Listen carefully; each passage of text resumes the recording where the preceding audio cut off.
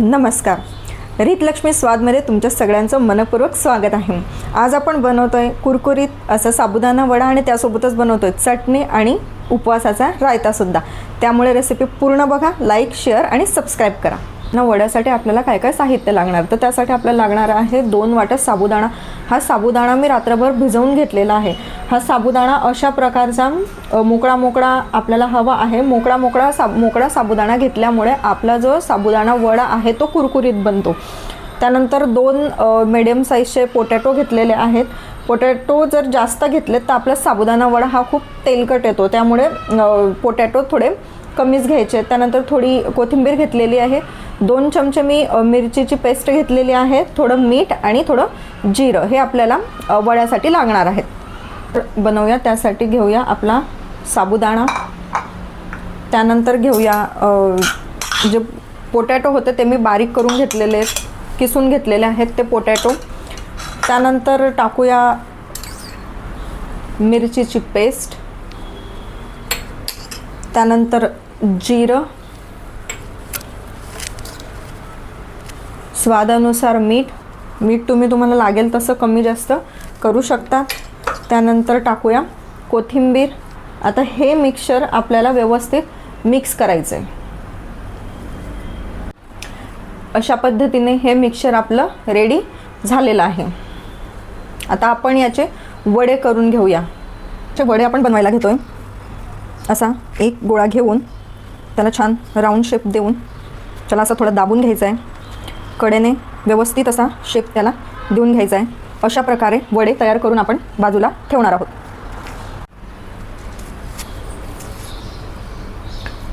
अशा प्रकारे सर्व वडे तयार करून झाले की आपण त्यांना सेट होण्यासाठी ठेवणार आहोत. आणि वडे सेट होत आहे तोवर आपण आपली चटणी आणि रायत्याची तयारी करून घेऊयात. एवढ्या मिश्रणामध्ये आपले जवळपास ह्या साईजचे 8 ते 9 वडे बनून तयार झालेले आहेत.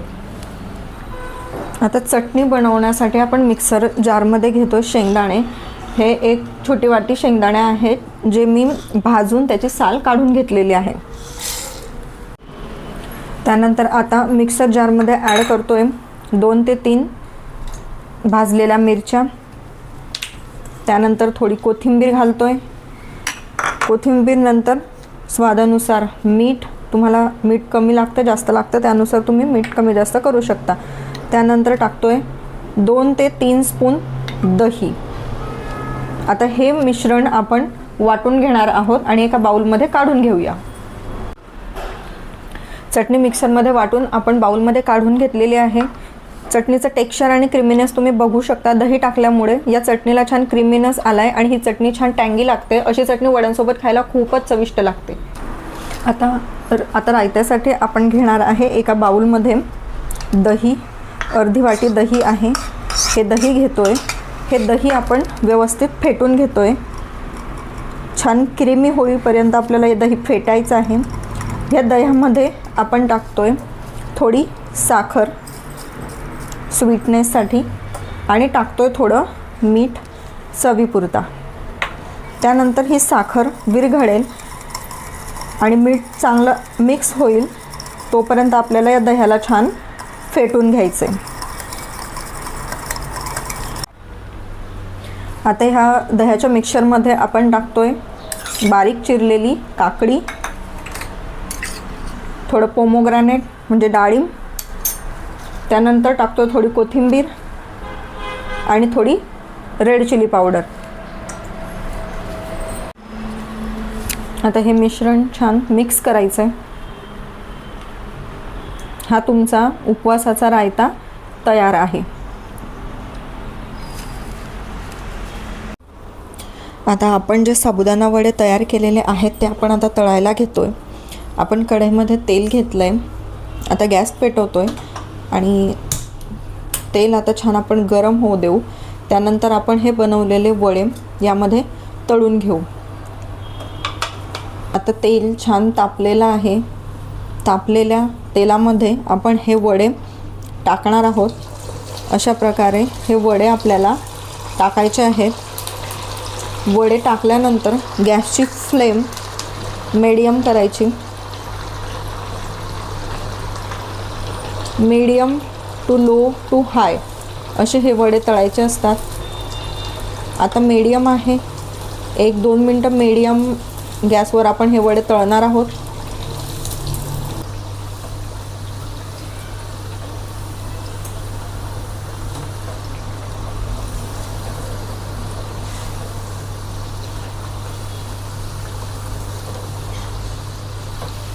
आपले वडे छान असे फुगलेले आहेत, तुम्ही बघू शकता. आता यांना थोडा वेळ अजून आपण तळून घेऊया.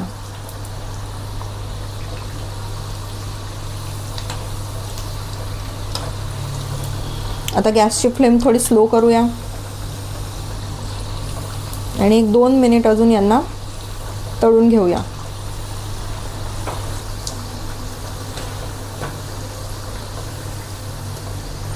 आता हे साबुदाणा वडे छान कुरकुरीत झालेले आहेत. यांना आपण एका प्लेटमध्ये काढून घेऊया.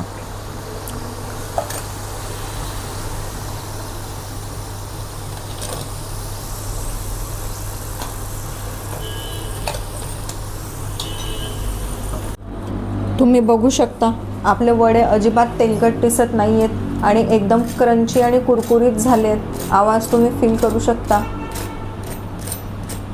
आता आपण यांची प्लेटिंग करूया. आता आपण साबुदाणा वड्याची प्लेटिंग करतोय. त्यासाठी आपण अशा प्रकारची एक प्लेट घेतली आहे.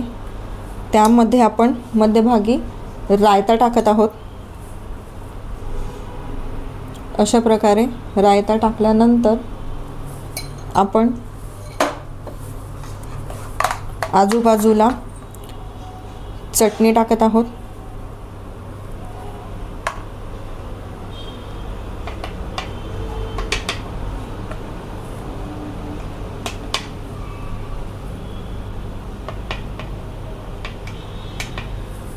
त्यानंतर असे 2 वडे ठेवूया.